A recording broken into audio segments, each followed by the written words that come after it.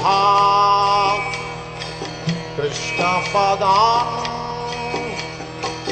सगन Lalita विशाखान्वितांश्च।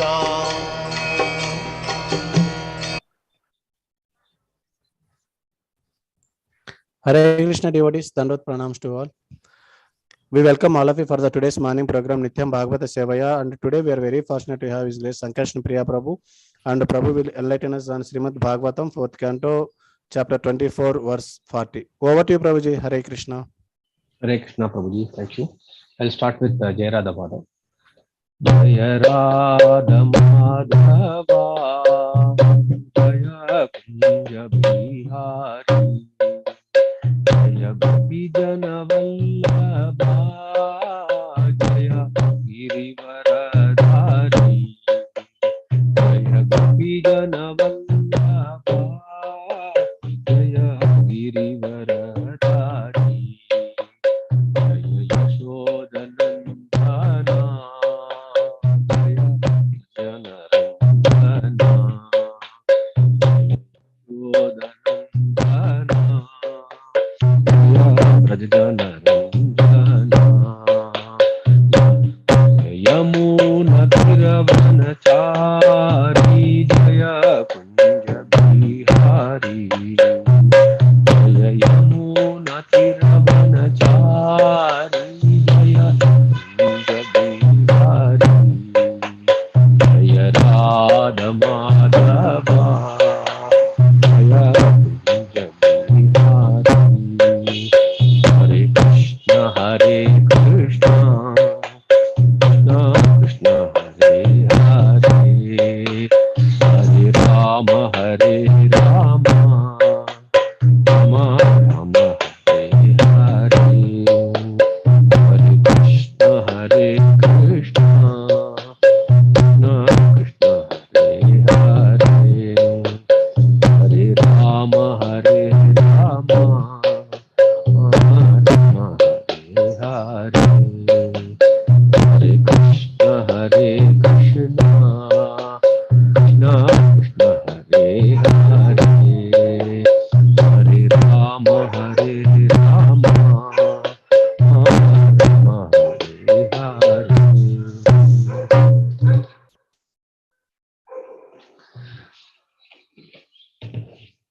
Om Namo Bhagavate Vasudevaya. Om Namo Bhagavate Vasudevaya. Om Namo Bhagavate Vasudevaya. Narayanam Namaskritya Naram Chaiva Narottamam Devim Saraswatim Vyasam Tato Jayam Mudirayet. Nashtaprayeshu Bhadreshu Nityam Bhagavata Sevaya Bhagavati Uttama Shloker Bhaktir Bhavati Naishtiki. Om Ajnanatimirandasya Jnananjana Shalakaya Takshurunmilitam Yena Tasmai Shri Gurave Namaha.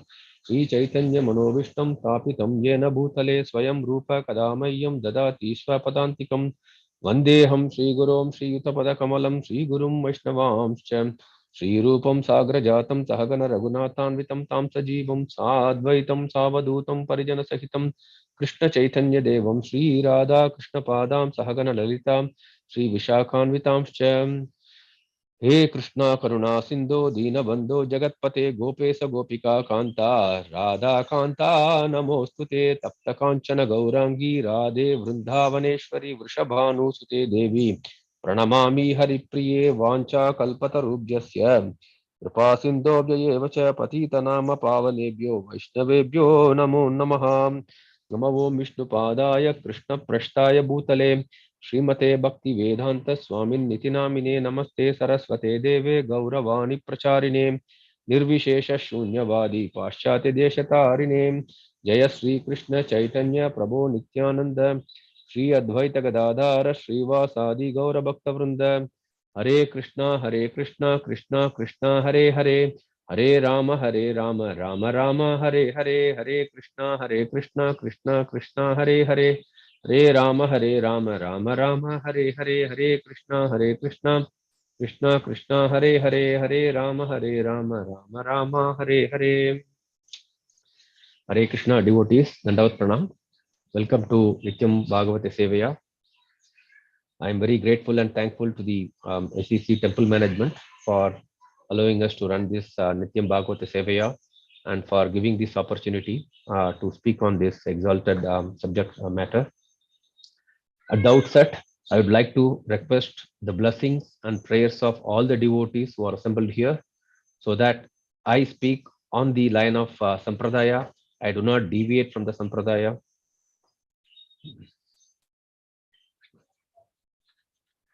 So today we will be reciting the sloka from Canto 4, chapter number 24, sloka number 40.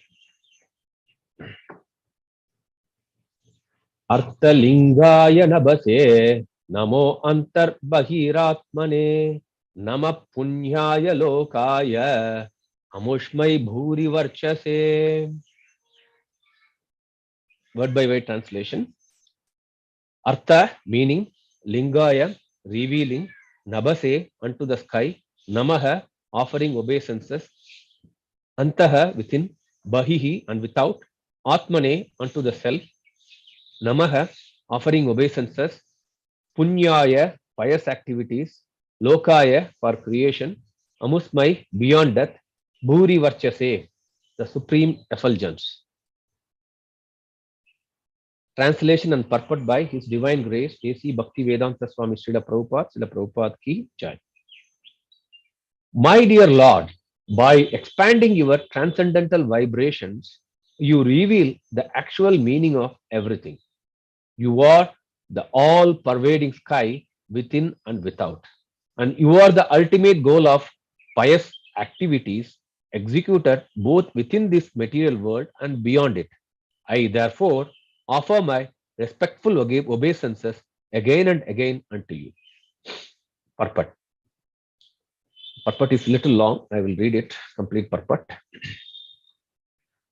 Vedic evidence is called Shabda Brahman. There are many things which are beyond the perceptions of our imperfect senses. Yet the authoritative evidence of sound vibration is perfect. The Vedas are known as Shabda Brahma because the evidence taken from the Vedas constitutes the ultimate understanding. This is because Shabda Brahma or Vedas represents the Supreme Personality of Godhead. However, the real essence of Shabda Brahma is chanting of Hare Krishna mantra. By vibrating this transcendental sound, the meaning of everything, both material and spiritual, is revealed. This Hare Krishna is non-different from the personality of Godhead. The meaning of everything is received through the air, through the sound vibration. The vibration may be material or spiritual, but without sound vibration, no one can understand the meaning of anything.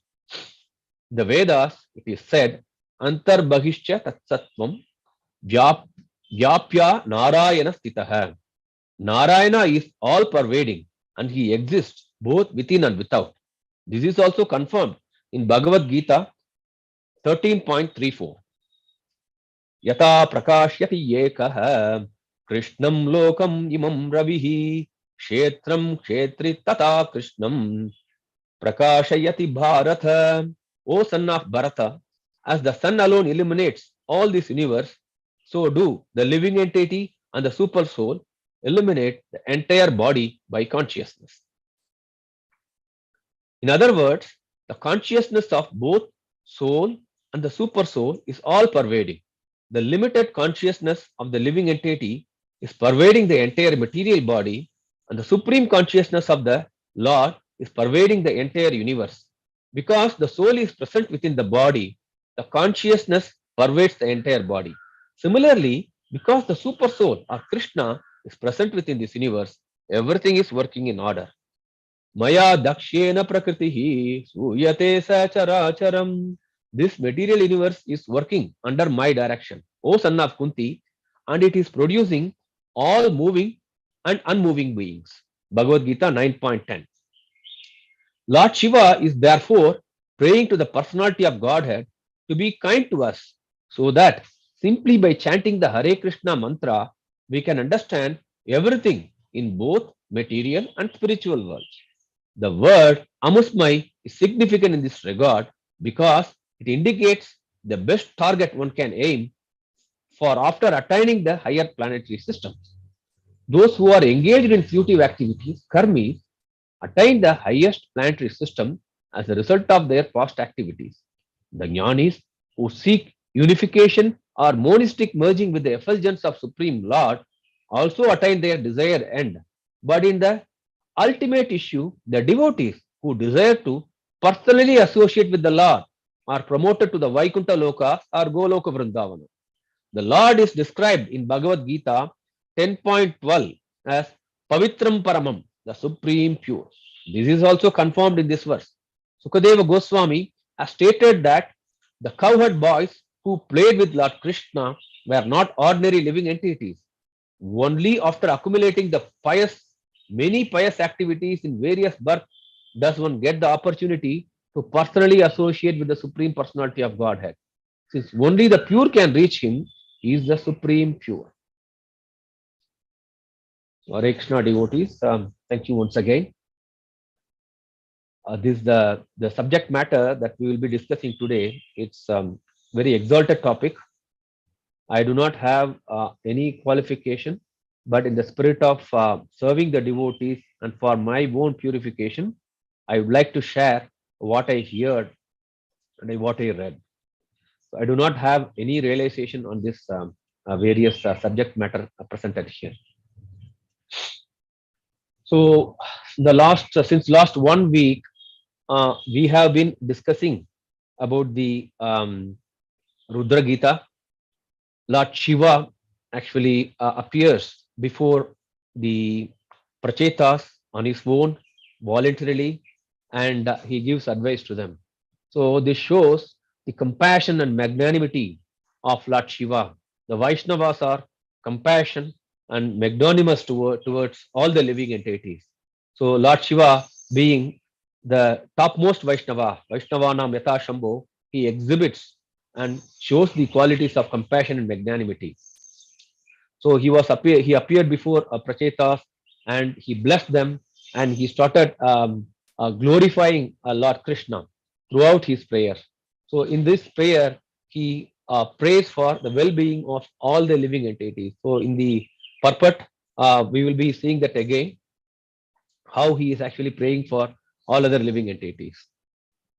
So in the last week, we saw that the Rudra Gitam actually contains 4 parts. The first part being Chaturvyuha, the second part Chaturvyuha, which represents the controlling deities, and then the second part, Lord Shiva glorifies the very beautiful form of Lord Krishna, and then in the third part he glorifies the process of Bhakti Yoga and how one can actually follow the process of Bhakti Yoga.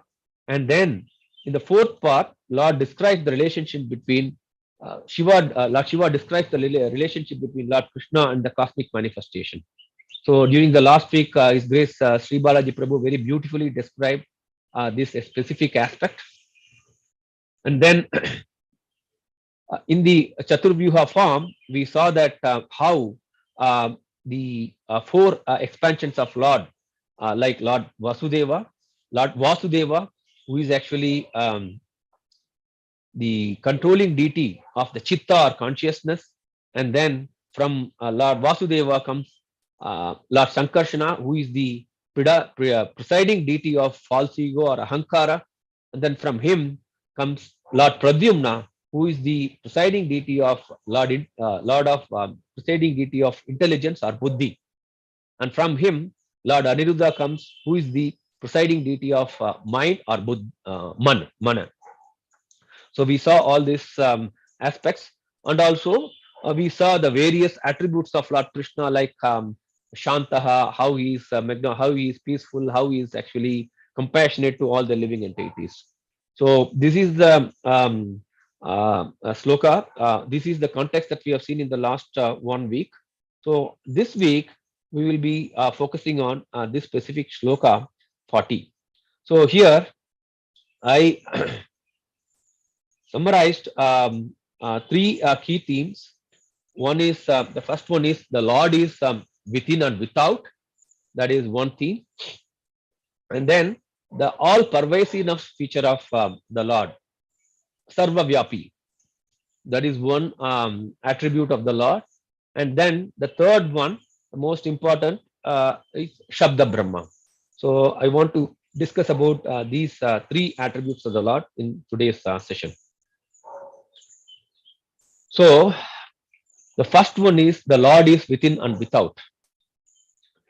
It may be a little confusing how Lord can be within and without. So I had that confusion. And Kunti Maharani in her prayers, she also expressed her surprise how Lord is within and without. So from Canto 1, Chapter 8, Sloka number 18, the very first prayer of Kunti Maharani, she prays to the Lord, Namasye Purusham Tvadyam Ishvaram Prakrite Param Alaksham Sarva Bhutanam Antar Bahir Avastitam. So here, Kunti Maharani, she says that the Lord is within and without. So Lord was just present before Kunti Maharani as her nephew, but he is also present within her and all other living entities. She was surprised by this aspect. And also, she was surprised because Lord, while he was standing before her and talking to her, parallelly, God also entered into the womb of Uttara and protected Parikshit Maharaj from the Brahmastra released by Asvatthama. So, Kunti Maharani was really puzzled and she was surprised by seeing this aspect of Lord Krishna. So she was asking, Lord, whether you are within or without. And then she concludes that, yeah, he is actually within and without. He is pervasive, he is spread everywhere. Lord, actually, for a common man, this is going to be really puzzling because Lord reserves the rights to determine to whom he will actually reveal himself and to whom he will not reveal. To whom he doesn't want to reveal, Maya Devi just puts a curtain before the Lord so that they cannot see the Lord or they cannot understand the potency of the Lord. So Kunti Maharani again expresses this in the next sloka, Canto 1, Chapter 8, Sloka number 19. Maya Javanika Channam Agyadokshajam Abjayam Nalakshe Muda Drisha Nato Natya Dharo Yatha. Being beyond the range of limited sense perceptions, you are eternally irreproachable factor covered by the curtain of deluding energy. You are invisible to the foolish observer, exactly as an actor dressed as a player is not recognized. So here, Kunti Maharani clearly says that the Lord cannot be understood by our ordinary sense perceptions. And typically, the asuras or demon, they try to understand or assess the Lord using their ordinary sense perception. In those days, it was asuras. In these days, it is the scientists and atheists and modern technologists. They try to assess the Lord and compare the Lord with their own senses, and then they reject that, oh, it is not possible. Lord doesn't exist. So, because the asuras or atheists, they use their sense perception, they cannot understand. Lord only decides to whom actually he will reveal himself. So we see in Bhagavad-Gita a perfect example. So Duryodhana, Lord Krishna was actually present in person to the Pandavas, the Duryodhanas and all other Kauravas as well. But Pandavas actually understood that Lord Krishna is the supreme personality of Godhead and they worshipped him appropriately. Same is the case with Bhishma Dev. However, Duryodhana, though Lord even exhibited his Virat Roop in the assembly of Kauravas, still he didn't think that he didn't understood Lord Krishna as the Supreme Personality of Godhead. He thought Krishna is exhibiting some magical potency. He is a magician. He has lot of tricks. So he's just releasing one of the tricks. So that was his understanding, and he was trying to arrest and failed miserably. So similarly, in Kali Yuga also, we see that the atheist and the scientist, they always try to understand and assess the Lord using their ordinary sense perception. They try to use their logic and scientific logic to understand the Lord or understand the scriptures, which is not possible. So that is one aspect of the attribute of Lord's within and without. Only Lord decides to whom he would reveal his within and without aspect, and devotees, being the submissive to the Lord, they actually understand this aspect of within and without, and depending on the level of advancement, they also get realization of within and without. So the next aspect is all pervasive nature of the Supreme Personality of Godhead, or Sarvavyapi. So this aspect, again, the Lord is like the sky. He is actually is spread everywhere. He is available everywhere across the universe. He is actually spread across the universe as Paramatma, and he is also available through the entire universe through his transcendental vibration. So again, if you see the detail in the purport, Prabhupada mentions this sloka, Antarbhagishya Tatsarvam Vyapya Narayana Stihi. Lord Narayana is all pervading, and he exists both within and without. So again here, the Lord actually is present in each and every individual living entity as Paramatma. And also the Jiva is also present in each and every individual living entity.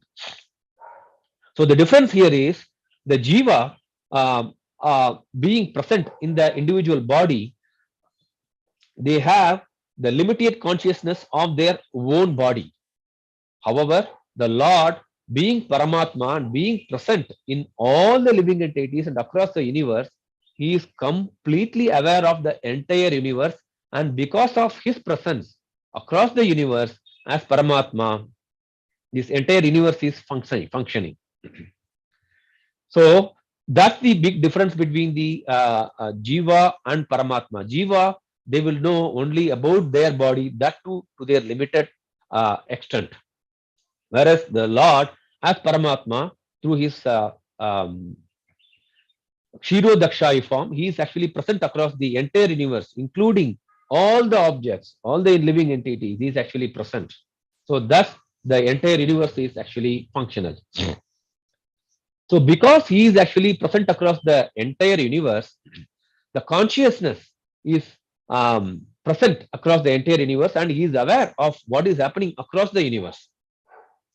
So Lord, in Bhagavad-Gita 9.10, he actually says, Maya dakshena prakritihi suyate chara chara charam. This material universe is working under my direction, O son of Kunti, and it is producing all moving and unmoving beings. So the Jiva, they cannot understand this because their consciousness is limited only to their body. So they cannot understand beyond what is happening their body. Only Lord can understand, and he is Sarvavyapi, and he is present across the entire universe as Paramatma. So that is the second aspect. So the third aspect, Shabda Brahman. This is the most important aspect, and which I want to spend a little more time on this specific attribute of the Lord. So in Vedic evidence is called by Shabda Brahma, and as we saw earlier, the Lord cannot be understood by the imperfect senses. Similarly, we cannot understand the scriptures without our limited senses, we can understand the scriptures only through Guru Parampara, only through the bona fide Sampradaya. We can understand that. So similarly, the law, the authoritative evidence is also through the Shabda Brahma. The Vedas, actually, they are known as Shabda Brahma because the Veda, they actually represent the Supreme Personality of Godhead. In Bhagavad-Gita 15.15, we see that Vedeshu Sarva Aham Vedya Sarvasya Chaham Hridi Sannivishto Matta Smritir Jnanam Apohanam Chem Vedesha Sarve Rahameve Vedyo Vedam. So in this specific sloka, Lord clearly says that actually the ultimate goal of studying Veda is to understand the Lord, because through Vedas the aim is to reach the Lord. So actually Lord is Vedas, and through Veda the objective and the goal is same. So Vedas is actually the representative of the Lord. So when we say Vedas, it doesn't only represent the typically what we call as these four Vedas, but beyond that, all the scriptures like Bhagavad Purana and the Purana, other Puranas, Upanishad, all of them are embodiment of Vedas, and Lord actually represents that actually. So now, the most important part, Prabhupada emphasized in the purport, the real essence of Shabda Brahma is actually chanting of Hare Krishna Mahamantra. So by vibrating this transcendental sound, everything is revealed. So in the first word of the sloka, Artha Lingaya, which means everything is revealed. So Lord Shiva says that when one actually chants this Mahamantra, the Lord's holy name, everything is revealed within this universe, both spiritual and material. Because the Hare Krishna Mahamantra, the Lord holy name, is completely non-different from the Supreme Personality of Godhead. So in the prayer, in the purport, actually, Lord Prabhupada explains that Lord Shiva is actually praying to the Supreme Personality of Godhead, so that all the living entities, just by simply chanting the holy name, Hare Krishna Mahamantra, we should be able to understand everything, both in the material and spiritual world. So that is actually Lord Shiva's prayer to Lord Krishna in this specific sloka. So, and then Prabhupada actually explains about the three aspects. The word Amusmai explains the attaining of the higher planetary system. So those who are actually karmis, their goal is to attain the Swarga Loga or other higher planetary systems, whereas the Jnanis, their goal is to merge with the Brahman or the effulgence of the Lord, whereas for the devotees, the ultimate goal is to have personal association of the Lord, and thus they will be ultimately promoted to the Vaikuntha Loka or Goloka Vrindavan. In fact, the pure devotees, they do not even desire to go back to Godhead. They just say, whatever you want, Lord, I will just follow that. Wherever you want me to be, I will be there. But, just make me to be your servant. I should always be engaged in your devotional service. That is actually the prayer of pure devotees. So here, to emphasize the importance of Shabda Brahman, I want to actually take the reference from Mukunda Mala Stotra, which is very, very dear to our Jagat Guru Srila Prabhupada. So in Mukunda Mala Stotra, which was recited by King Kulashekara, one of the 12 alvars of Sri Vaishnava Sampradaya. So throughout the prayers, he actually expresses the mood of devotion, and in various slokas, he expresses the importance of the Shabda Brahman or the holy name of the Lord. So this one specific sloka, which is very, very inspiring to me, I would like to share this sloka with devotees. It is actually from 31 of Mukunda Mala Stotra. Satruchedaika mantram sakala upanishad vakya sampujya mantram samsarocheda mantram samuchita tamasas sanga nirjana mantram sarvaishvairyeika mantram vyasana bhujaga sandashta santrana mantram jihve Sri Krishna mantram japa japa satatam janma sapalya mantram. So the translation of this sloka is King Kulasekara prays to the Lord, O tongue, please constantly chant the mantra composed of Sri Krishna's names. This is the only mantra for destroying all enemies. The mantra worshipped by every word of Upanishads. The mantra that uproots samsara. The mantra that drives away all the darkness of ignorance. The mantra for attaining infinite opulence. The mantra for curing those bitten by the poisonous snake of worldly distress. The mantra for making one's birth in this world successful. So I was reading the purport of this specific sloka in Mukundamala Stotra. So there are some important points which I want to share with the devotees here. Normally, a mantra is actually the sound vibration, like what we saw in Prabhupada's purport. The sound vibration that actually helps us to drive away all the illusion in our mind. I think many of us would have experienced this during the process of chanting. So when we are very much disturbed, when we are mentally disturbed, so when we start chanting, and the chanting of Hare Krishna Mahamantra really helps us to drive away the illusion, and we get relief from our mental disturbance. So when we do that, especially when we are in distress, right, either due to the family situation, or due to some issue in the office, or some other reasons, when we are extremely disturbed, when our mind is fully in agony, when we sit before the Lord, and when we chant Hare Krishna Mahamantra in the prayerful mood, so we could really see this relief happening. So I sometimes I have personally experienced that. I think all our devotees also would have experienced that. So I really wish I have that type of taste every time. So King Kulashekara actually says that this is the law. Chanting Lord's holy name is the topmost of all the mantras. So further in the purport, Prabhupada's disciple explains that this Hare Krishna Mahamantra iti shodashakam namnam kali kalmashanashanam nata paratarappaya sarva vedeshu drishyate.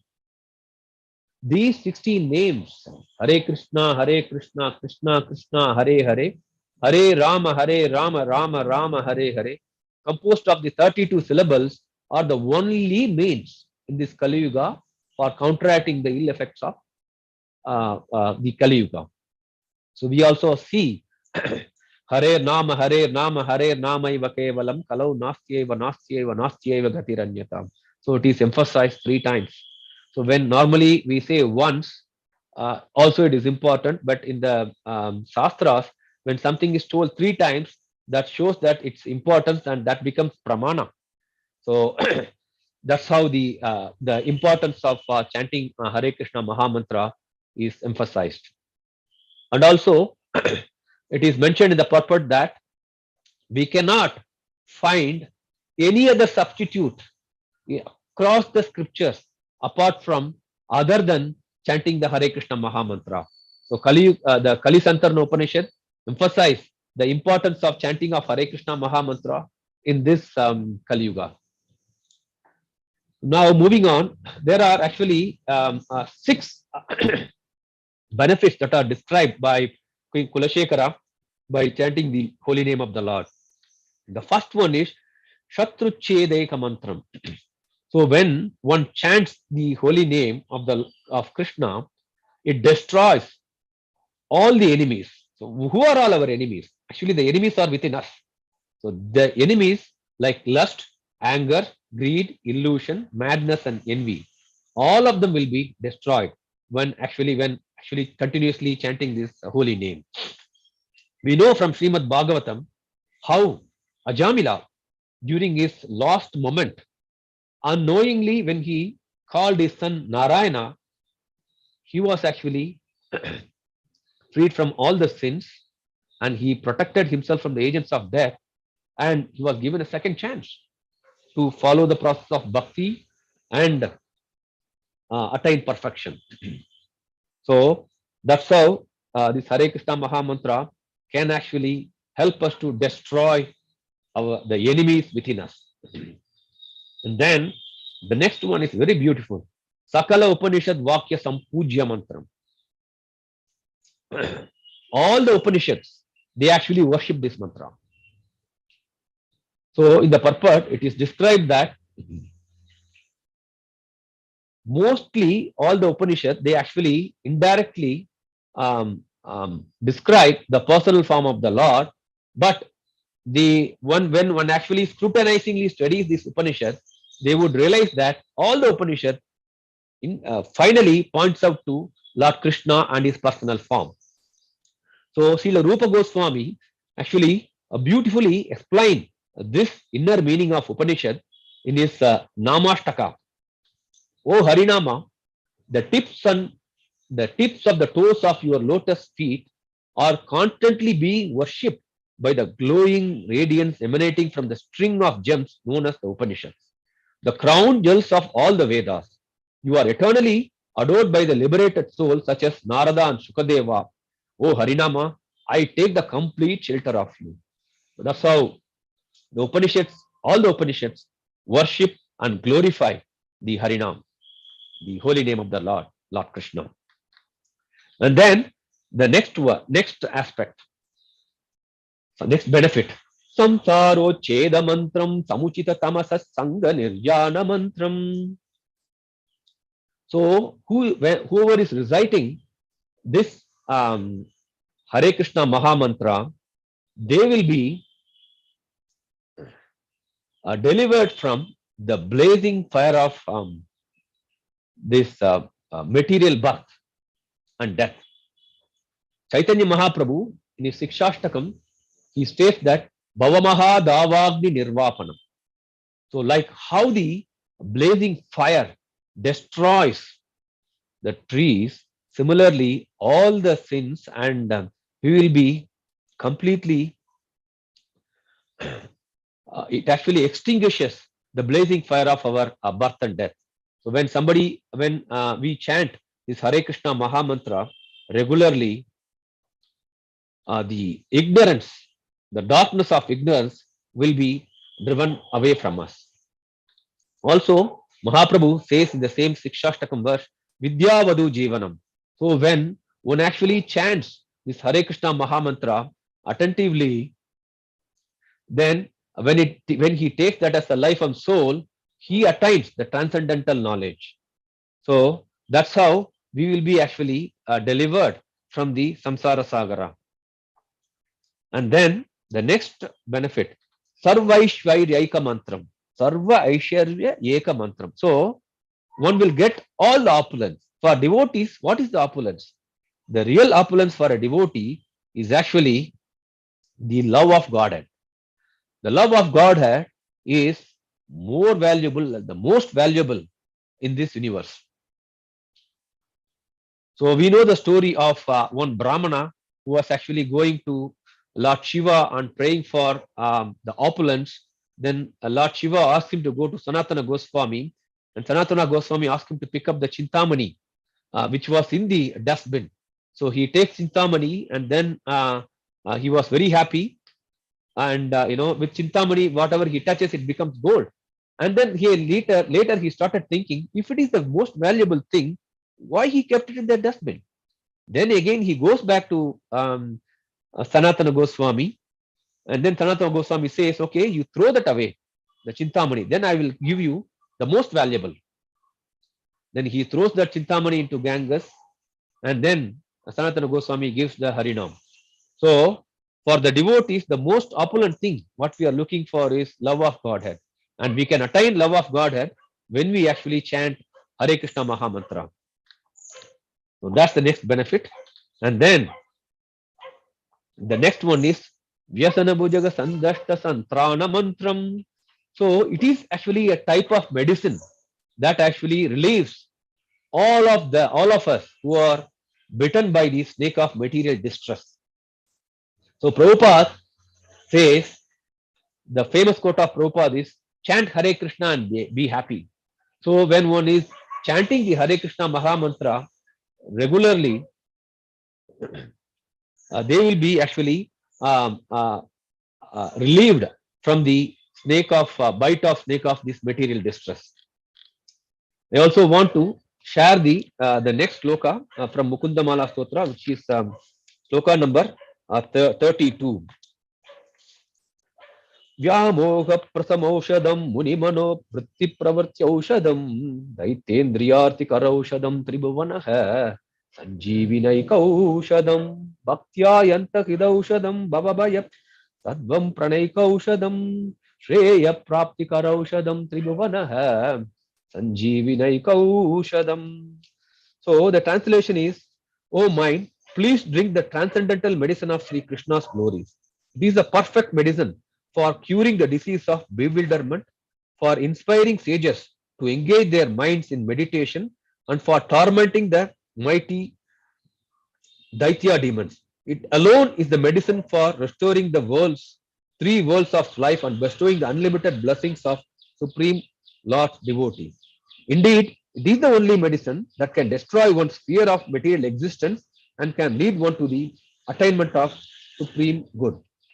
So here, in the purport, it is explained that this chanting of Lord's holy name or chanting of Hare Krishna Maha Mantra, that's the only medicine which can provide which can cure the disease of the bewilderment in this material world. There is no other medicine which can help us. So this is actually like a Sanjeevani mantra in the Kali Yuga that can actually cure us from all material distress. So that's the summary of this specific sloka offered by King Kulashekara. So coming to the summary, the applications, the practical applications. So if we chant, we should have complete faith. The chanting of the process of chanting Lord's holy name. So when we chant Lord's holy name with complete faith and full attention, we will be able to gradually see this transformation happening within our heart. I think all the devotees would have experienced at different part of our life and career. When we started, especially me, when I started Krishna consciousness few years back, so I could understand how I was before chanting before starting the process of chanting, and what all the changes that happened in me after I started chanting the holy name. So I think each and every one of us will be seeing some changes. The level of changes may be depending on the attentiveness and the intense and the priority that we give to our chanting. But for sure, I think all of us would have experienced some transformation in our journey, in our Krishna consciousness. So when we started chanting, all our other anarthas, right, like 4 regulative principles.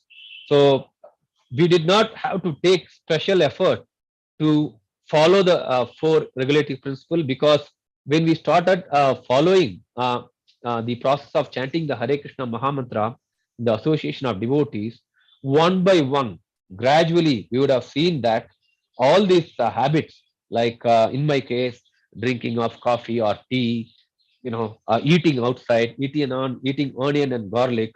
So all these habits, one by one, without much effort, it goes away. It went away, naturally. And I think that would have been the case with all other devotees as well. We don't need to have a special endeavor to go and give up this drinking of coffee or tea, or giving up the habit of eating onion and garlic.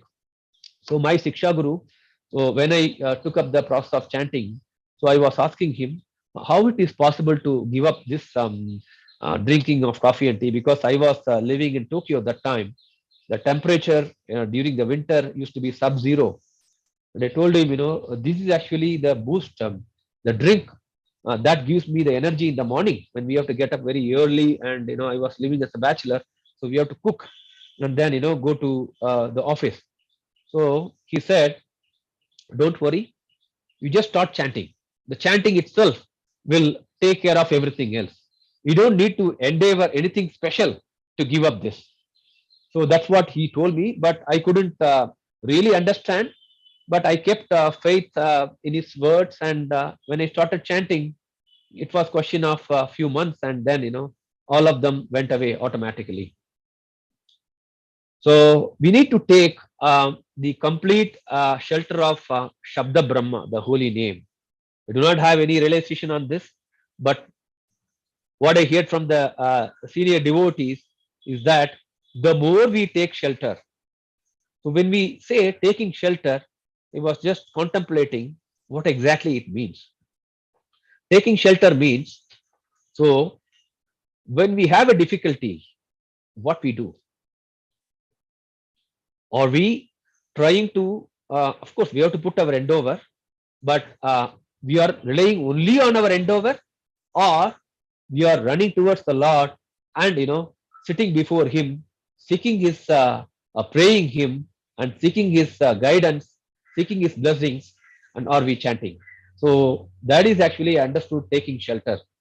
We have to try, we have to put our endeavor, but when we take shelter of the Lord and pray to Him in complete mood of surrender, that actually helps us in identifying a solution to the problem that we are facing, and also whatever the solution that we are identifying, that would actually help in resolving those situations.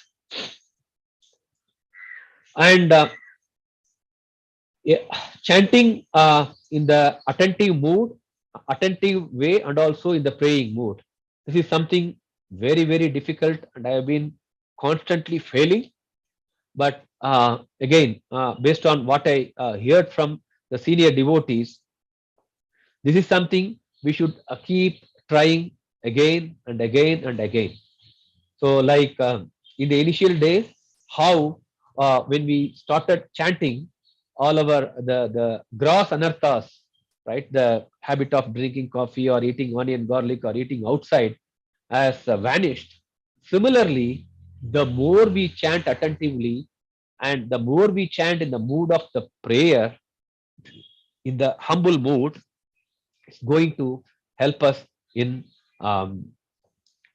removing or annihilating our anarthas. So how we can actually do that is that will be complemented by the devotional service that we perform. So when I say devotional service, we should perform some devotional service. When I say some, it can be really some, but it would be more effective if we actually specifically own a certain activity as our activity, and consistently perform that devotional service. That would actually help us in improving the quality of our chanting. So it's actually interrelated is what I heard. The more devotional service we perform in the humble way, the more we serve the Vaishnavas, that's going to actually help us in improving the quality of chanting, and the prayerful mood also gradually will improve.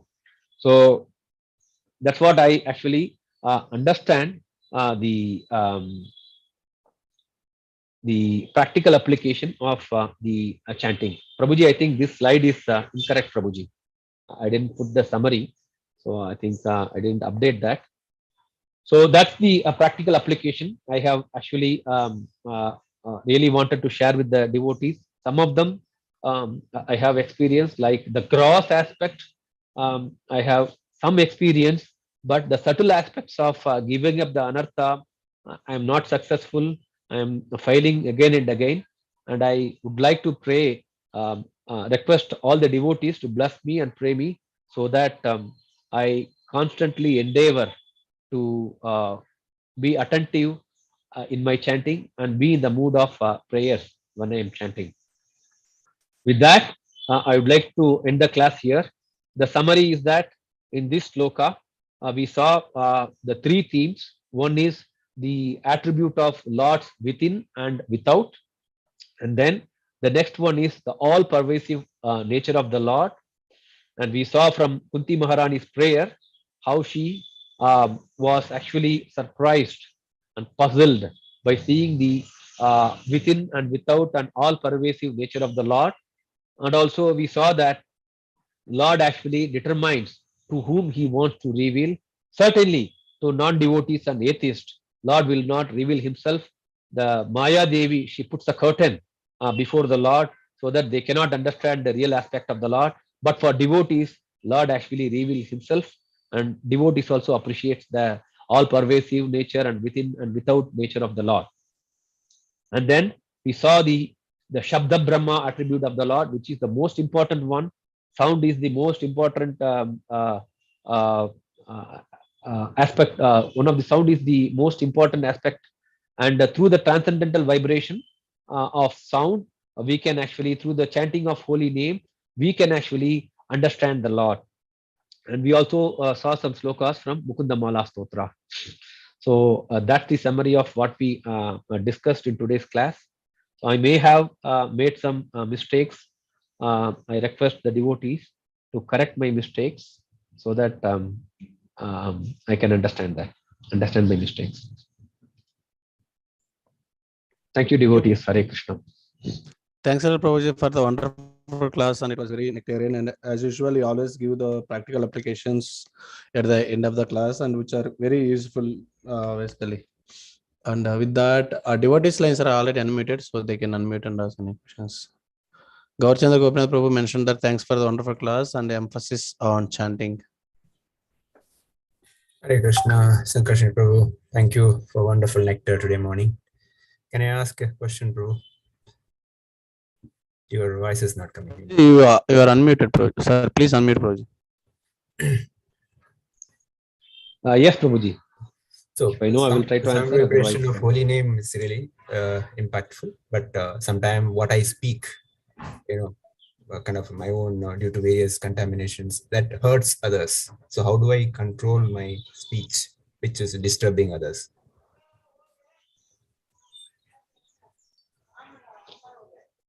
Prabhuji, I also have this same problem. What I heard is that the reason for the speech, uncontrolled speech, actually before one step before that, the anger, right? So because of the anger results into uncontrolled speech. So what I heard is that when we know that the conversation is leading to this type of situation where it may lead to the situation of anger. So what I hear is that we should actually be aware at that point of time. So for example, especially, it may not happen in the office or it may not happen with the devotees. It may happen more within the family because we are so familiar and we take the liberty to hurt people who are in our close circle. So during that conversation, what I heard is that we have to be really conscious that I'm taking about my situation, Prabhuji. So we have to be really conscious that by be it my child or mother or daughter or wife, a brother, we have to be conscious that they are actually part and parcel of the Lord, and they are also devotees. And I heard that in one of the initiations, His Holiness Radhana Swami Maharaj, when he give initiations to one of the spouse, husband or wife, he used to tell them that, I am giving my daughter to you, so you have to take care of her nicely. So I heard that, that word, that statement is quite, impactful. So, so again, Prabhuji, so when we are in conversation, when we realize that the conversation will lead to a situation where that it may lead to anger, we have to be consciously aware, and if possible, we should stop reacting, and be at first, be quiet. I think, when two people are speaking, I think the situation may get heated up. But when we stop talking in those situations, it is easy to say, but it's very, very, very difficult to practice. I'm also struggling there, and I think that may really help. Prabhuji. This may be within the. I'm referring to the context of within the family. I think within the devotees, I think most of us are, I believe, exercising that, because with devotees we always want to be nice. So, but I think this happens at least in my experience, within the very close circle. Especially within the family. The real insight that comes out. So I think we have to be aware and be quiet for some time, Prabhuji, to let the anger go out. Some other practical tips, what the other devotees have said is, somebody may drink water. And one devotee, when I was hearing his class, so when, the husband and wife or father and mother, when they start shouting, the child takes a big kartal, and, the child started chanting the kirtan, Hare Krishna. The advantage he was telling is that, first of all, nobody outside the house, they will know that there is a fighting happening. They will hear only kirtan. And the kirtan is so powerful that, the husband or wife, they stop fighting, and then, they start listen to the kirtan, and then, the fighting stops immediately. That's another tip I hear. But my house is not so favorable for practicing that. But at least, uh, in my case, I would, I always try to stop talking. Thank you, I Prabhu. hope I answered your question, Prabhuji. Thank you, Prabhu. Hare Krishna. Dandavat Pranam, Prabhu. Dandavat. Hare Krishna Prabhu, Dandavat Pranam. Very nice. Hare Krishna Mataji. Dandavat Pranam Mataji. Morning, in our morning class, we were discussing the 2.52 Bhagavad-Gita sloka in the purport Shabda Brahman had come. And all that discuss tomorrow about Shabda Brahma. So you have explained about Shabda Brahma for us. It's very nice, Prabhu. Thank you so much. Thank you, Mataji. Thank you. Hare Krishna. Dandavat Pranam. Thank you, Mataji. Thank you for your participation. And you are one of the devotees for last year who is attending almost every day. Thank you very much for your participation, Mataji. You give an inspiration to continue this, this seva. Yes, it's all mercy of Prabhupada, Prabhu. Thank you, Mataji. Thank you. Hare Krishna, Prabhu. Prabhu. Hare Krishna, Prabhu. Dandavat Pranams. Thank you for the wonderful nectar in the morning, and thank you for reminding us, at least reminding me about significance of the holy name, chanting, the significance of that. When you said, Chintamani and this, to realize that, that is Harinam is invaluable. It's something, it's very difficult to sometimes digest. And generally, I take it more like granted, but I have to have the realization it is so, we are so fortunate to even get the Harinam, holy name. And we should actually, as you said, we must be actually taking shelter of the holy name. And that's very important. Thank you so much. Thank you, Prabhuji. Pray for me also, Prabhuji. I am also taking it very lightly, but it's a reminder to myself. Hare Krishna, Prabhuji. Saraswati Mataji mentioned that Hare Krishna, Dandavat Pranams, Prabhuji. Thanks for the wonderful teachings. I feel Rudra Gita is giving the summary of Srimad Bhagavatam in a nutshell. Yes, Mataji. Especially I felt, I was in a, by birth, I was in a different sampradaya where Lord Shiva is worshipped predominantly. And when I came to Krishna consciousness, it was a little baffling to me. But, with the years and days passing, the conviction, the Prabhupada, my conviction on Prabhupada's statement increases. Again, this is like Namanishta Prabhu was telling on other day. If it's a proof that Lord Krishna is the Supreme Personality of Godhead, because here we see that Lord Shiva, he actually glorifies Lord Krishna, and he says that he is Supreme Personality of Godhead. So what else we need? What else we need? Thank you, Mataji. Thank you. Hare Krishna, Prabhu, Dandavat Pranam.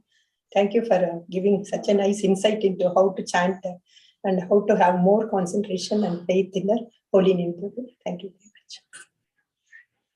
Thank you, Mataji. Thank you, Paramataji. Hare Krishna.